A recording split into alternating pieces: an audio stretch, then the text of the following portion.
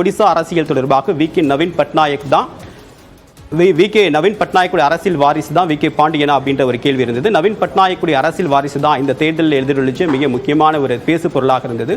என்ன காரணம் அப்படின்னு பார்க்கும்போது, ஐடி துறையுடைய இயக்குநராக வி.கே. பாண்டியன் நியமிக்கப்பட்ட பிறகு அவருக்கு மிக முக்கியமான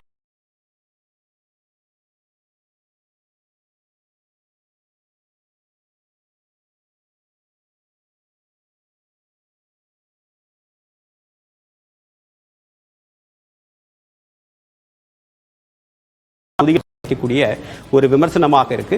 ஒரு முன்னாள் ஐஏஎஸ் அதிகாரி நேரடியாக அரசியல் தளத்தில் களம் காண்றது அப்படின்றது, அவர் இப்ப தேர்தலில் போட்டியிடல அப்படின்னாலும் கூட இப்ப அவர் களம் காண்றது அப்படின்றது பிரச்சாரங்கள்ல மிக முக்கியமான முகமா தென்படுறது அப்படின்றது, அவரை அடுத்த கட்ட அரசியலுக்கு வி.கே.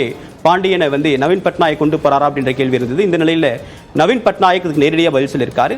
அரசியல் வாரிசை நான் தீர்மானிக்கிறது கிடையாது, ஒடிசா மக்கள் தான் தீர்மானிப்பாங்க அப்படின்னு சொல்லியிருக்காரு. வி.கே. பாண்டியனை பொறுத்த வரைக்கும் அவருடைய ஐஏஎஸ் ரெசிக்னேஷன் அந்த லெட்டர் கொடுக்கப்பட்ட உடனே ஒரே நாள் அது ப்ராசஸ் பண்ணப்பட்டு ஹோம் மினிஸ்டர்லேருந்து அவருக்கான ரிலீவிங் கிடைச்சது. ஸோ இது பாஜக ஆட்சி காலத்தில் தான் நிகழ்ந்தது அப்படின்னு கவனிக்க வேண்டிய விஷயம். இன்னொரு பக்கம் அவர் மீது முன்வைக்கக்கூடிய குற்றச்சாட்டுகள் எல்லாமே அவர் அரசியல் ரீதியான விமர்சனமாகவே கடந்துக்கிறாரு. பாஜக மீது நேரடியான தாக்குதலில் வி.கே. பாண்டியன் தரப்பிலிருந்து போறதில்லை. அதுக்கு அடுத்ததாக சட்டமன்ற தேர்தலில் இது பிஜு ஜனதா தளத்திற்கு என்ன மாதிரியான தாக்கத்தை ஏற்படுத்தும்? ஏன்னா கடந்த எலெக்ஷனை ஒப்பிட்டு பார்க்கும்போது பிஜு ஜனதா தளத்துக்கும் பாஜகவுக்கும் தான் நேரடியான போட்டி இருக்கிறத பார்க்க முடியுது. ஸோ இந்த அட்டாக் ஒடிசா மக்கள் எப்படி எடுத்துக்கிறாங்க அப்படின்றத நம்ம பொறுத்திருந்து பார்க்கலாம். இதான்